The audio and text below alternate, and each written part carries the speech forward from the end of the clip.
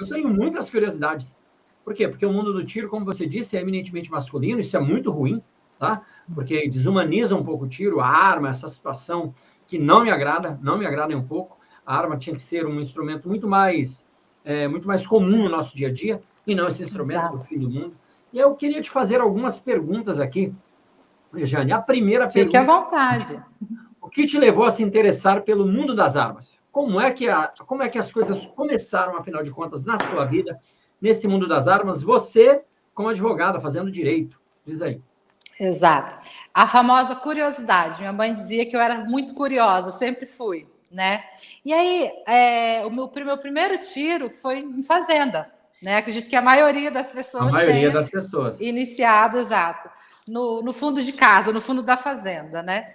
E aí, um belo dia, eu estava com os colegas e o pai de uma amiga. Eu vi que eu manifestei o interesse, né, de fazer o disparo, e ele municiou, carregou, alimentou, deu a arma na minha mão e disse: ó, tá pronta para disparo. Aí eu fiquei curiosa, o que ele tinha feito antes e que ele não me passou. Ele apenas disse: pronta para disparo, pode dar o primeiro tiro. Eu, muito empolgada, dei o primeiro disparo. Vamos se dizer, por sorte, acertei a latinha, né? Mas fiquei curiosa para saber o que é esse preparo, o que faz com a arma antes, né? Por que ela estava pronta para disparo? E diga-se de passagem, não é muito comum, né?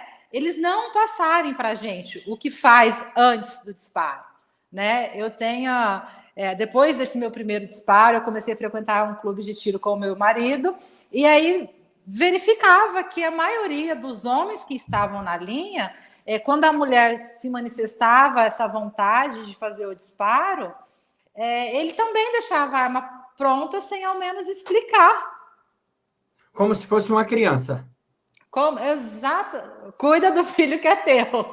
Chorou, pegou. Mas, e aí o que acontecia antes? Aí eu observei que não era só o meu marido que fazia assim, só não era um colega, era a maioria das pessoas que estavam ali. Os homens na linha, atirando, se divertindo, e as mulheres à retaguarda. Eu falei, não está certo isso aí. Não está certo. Isso não está certo.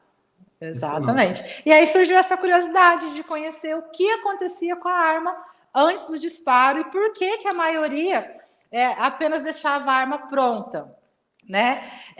Embora tenha uma mística, né, de que homem, né, sabe o manuseio da arma, quando na verdade de repente ele também aprendeu de uma forma ali mais ou menos, né? Claro, exato. Claro. Não ensina a sua companheira, não ensina ali de repente a irmã, a mãe, alguém mulher que se manifeste o interesse de fazer o disparo e apenas entrega ela pronta para o disparo, né?